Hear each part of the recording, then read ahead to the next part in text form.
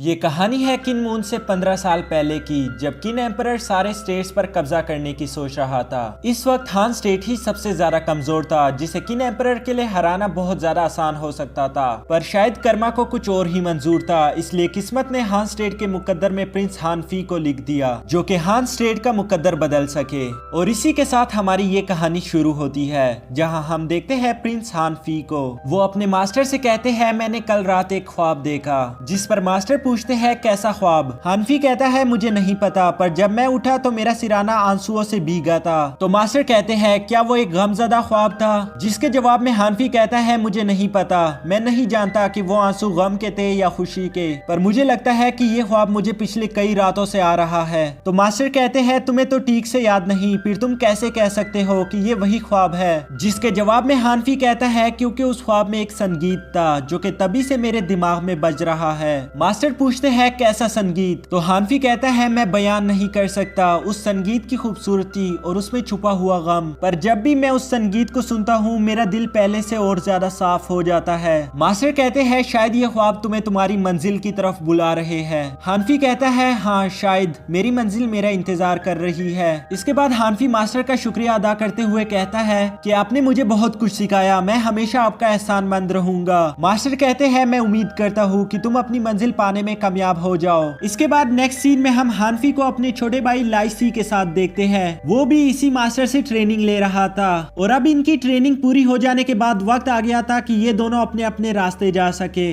लाइसी कहता है, बड़े भाई तुम हान स्टेट वापस क्यों जा रहे हो? वो 7 स्टेट्स में से सबसे ज्यादा कमजोर है। वहाँ करप्शन और लोगों की बुरी हालत हो गई है जिसे कोई भी बदल नहीं सकता। आप मुझसे 10 गुना ज्यादा ज़हीन हो, आपका टैलेंट वहाँ वेस्ट हो जाएगा। हानफी कहता है, तुमने बिल्कुल ठीक कहा, लेकिन अगर हम ही कुछ ना करे तो हान स्टेट को कोई नहीं बचा सकता। वैसे लाइसी तुम क्या करने का सोच रहे हो? लाइसी कहता है, मैं आप जितना इंटेलिजेंट नहीं हूँ, लेकिन मैं फिर भी इमोशनल नहीं सोचता। आप ये सुनकर हंसेंगे कि मैं किन स्टेट्स की तरफ जा रहा हूँ, जो कि 7 स्टेट्स में से सबसे ज्यादा स्ट्रॉन्ग है। हानफी मुस्कुराते हुए लाइसी से कहता है कि ठीक है, पर तुम जानते हो ना कि अगली बार हम मिलेंगे तो हम एक दूसरे के राइवल्स होंगे। लाइसी कहता है, मैं अच्छी तरह से जानता हूँ। जिस पर हानफी कहता है कि अगली बार जब हम मिले तो मुझ पर रहम मत दिखाना, क्योंकि हम दोनों ने एक ही तरह की ट्रेनिंग्स ली है। तो लाइसी कहता है, ठीक है भाई, मैं रहम नहीं दिखाऊंगा। और इसके बाद वो दोनों एक दूसरे को अलविदा कहकर अपने अपने रास्ते निकल जाते हैं। हानफी जो कि अपने हान स्टेट की तरफ निकल गया था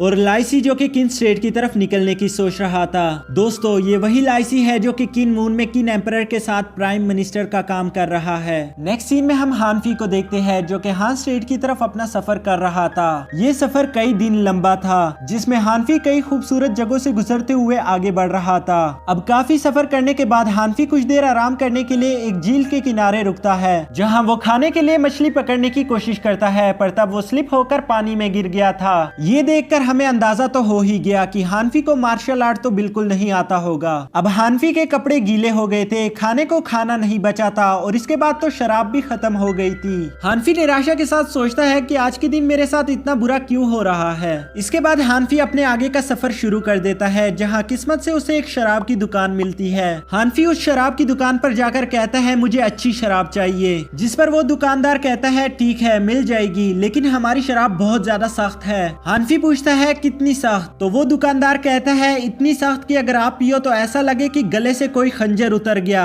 ये सुनकर हानफी कहता है, ये हुई ना बात, मुझे 2 बड़े वाले पॉट्स चाहिए, एक मेरे लिए एक मेरे घोड़े के लिए। ये सुनकर वो दुकानदार हैरान हो जाता है कि ये कोई पागल है क्या, पर फिर सोचता है कि मुझे क्या, मुझे तो बस पैसों से मतलब है। तो वो उससे 2 पॉट्स के लिए 80 यान्स मांगता है। हानफी उसे पैसे देने के लिए अपना बटवा निकालने की कोशिश करता है, पर वो ये देखकर हैरान हो जाता है कि उसका बटवा वहाँ नहीं है। हानफी उस दुकानदार को समझाने की कोशिश करता है कि मैं मछली पकड़ते हुए पानी में गिर गया था और इस तरह से मेरा बटवा गुम हो गया, पर वो दुकानदार कोई बात नहीं सुनता। वो कहता है, पहले पैसे फिर शराब मिलेगी। अब हानफी के पास कोई रास्ता नहीं बचता, तो वो अपनी बहन का दिया गिफ्ट ट्रेड करने का फैसला करता है। वो हार काफी ज्यादा कीमती था, जिसे देखकर उस दुकानदार का मुंह खुला की खुला ही रह गया। इसलिए वो ट्रेड करने के लिए मान जाता है और 2 पोर्ट्स के साथ साथ एक मछली भी फ्री दे देता है। हानफी मस्त मछली खाते हुए अपने आगे का सफर शुरू कर देता है। अब चलते चलते वो एक अनजान बस्ती से गुजरता है जहाँ 2 बच्चे काफी ज्यादा भूखे लग रहे थे और उनके पास खाने को कुछ नहीं था। तो हानफी अपनी मछली उन्हें देकर आगे चला जाता है। ये सब देखकर हमें मालूम हो जाता है कि हानफी दिल का काफी ज्यादा अच्छा है। वो खुद भी काफी ज्यादा भूखा था, लेकिन फिर भी वो मछली उसने उन बच्चों को दे दी। यहाँ दूसरी तरफ किन स्टेट में हम लाइसी को देखते हैं जो चुपके से प्राइम मिनिस्टर के घर में घुस गया था।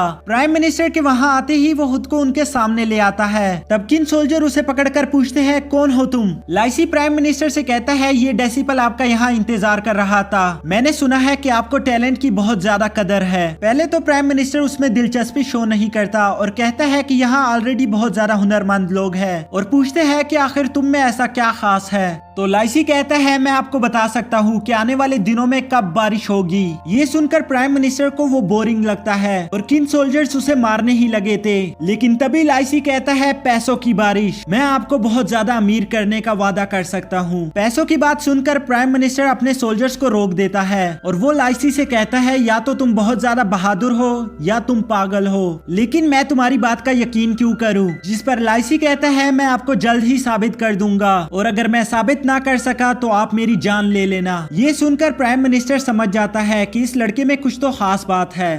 नेक्स्ट डे हमें हान स्टेट का सीन दिखाया जाता है जहां एक असैसन जिसका नाम मोया था वो हान स्टेट के एक मिनिस्टर को जान से मार डालता है क्योंकि उस मिनिस्टर के पास इनके खिलाफ कुछ सबूत थे। नेक्स्ट सीन में हम देखते हैं कि हानफी भी काफी ज्यादा लंबे सफर के बाद आखिरकार हान स्टेट पहुंच गया था जहां उसकी छोटी बहन उसे वेलकम करने के लिए आती है। हानफी उसे देखकर कहता है तुम तो काफी ज्यादा बड़ी हो गई हो, क्या तुम अब भी अपने बड़े भाई को किस करोगी बिल्कुल बचपन की तरह। और हम देखते हैं कि वो बड़ी तेजी के साथ हानफी को किस करने शुरू कर देती है। हानफी कहता है पागल मैं मजाक कर रहा था। होंगलियन कहती है पर मैं मजाक नहीं कर रही थी, मैंने आपको इतने सालों से नहीं देखा, मुझे तो लग गया था कि आप कहीं मर गए होंगे। हानफी कहता है तुमने सही कहा पर देखो तो सही कितने सारे लोग हमें देख रहे हैं। और हम देखते हैं कि सारे लोग रुककर इन्हें ही देख रहे थे। होंगलियन गुस्सा होकर एक लड़के से कहती है कि तुम क्या देख रहे हो, क्या तुम्हें पता नहीं कि मैं कौन हूँ। अभी की अभी अपनी आंखें बंद करो और तुम बाकी सब लोग भी अपनी आंखें बंद करो वरना ये तुम्हारे लिए अच्छा नहीं होगा। ये बात सुनकर सब लोग डर के मारे अपनी आंखें बंद कर लेते हैं। हानफी अपने सर पर हाथ मारकर कहता है आखिर ये क्या कर रही है और वो सब लोगों से कहता है कि डरो मत, ये सिर्फ मजाक कर रही है, तुम लोग अपनी आंखें खोल सकते हो। होंगलियन कहती है पर मैं कोई मजाक नहीं कर रही। हानफी कहता है मिसबिहेव मत करो वरना मैं तुम्हारी पिटाई लगा दूंगा। जिस पर होंगलियन कहती है अब मेरे पास तुमसे भी अच्छे मास्टर है तो मुझे यकीन है कि मैं तुम्हें भी हरा सकती हूँ। पर जैसा हमें लगा ही था कि हानफी को लड़ना नहीं आता इसलिए वो कहता है मैं तुम्हें मारने का सोच भी कैसे सकता हूँ, मैं तो मजाक कर रहा था। पर इसके बाद होंगलियन इमोशनल होकर कहती है जब तुम चले गए थे तो मेरे साथ कोई खेलने को नहीं था, मैंने कुछ टीम्स भी भेजी थी तुम्हें ढूंढने के लिए पर तुम पता नहीं कहाँ छुपे हुए थे कि तुम्हें कोई ढूंढ ही नहीं पाया। जिस पर हानफी कहता है मुझे पीस चाहिए था इसलिए मैं थोड़ा दूर चला गया। होंगलियन भड़क कर कहती है पीस, मुझे पता है कि तुम चले गए थे ताकि तुम आराम से शराब पी सको और अय्याशियां कर सको। और वैसे एक बात बताओ कि मेरा दिया हुआ लॉकेट कहाँ है, जरूर तुमने वो बेचकर शराब पी ली होगी। तो हानफी नर्वस होकर उसकी बात को बदलने के लिए कहता है तुम कितनी खूबसूरत हो गई हो और वो उसे बातों में उलझाकर वहाँ से ले जाने लगता है। यहाँ का ये सारा नजारा एक लड़की छुपकर खिड़की से देख रही थी। इसके बाद सीन शिफ्ट होकर किन एम्परर के पैलेस पर आ जाता है जहाँ यंग किन एम्परर की किसी डरावने ख्वाब की वजह से आंख खुल जाती है और इसी के साथ हमारा ये एपिसोड खत्म हो जाता है। तो दोस्तों इस सीरीज में किन मून के बहुत सारे कैरेक्टर्स आपको देखने को मिलेंगे। वी जोंग जो कि इस वक्त हान स्टेट में है वो हमें एपिसोड 4 में देखने को मिलेगा और जहां तक मास्टर गाइनी की बात है वो इस वक्त यंग किन एम्परर को प्रोटेक्ट करने का काम करते थे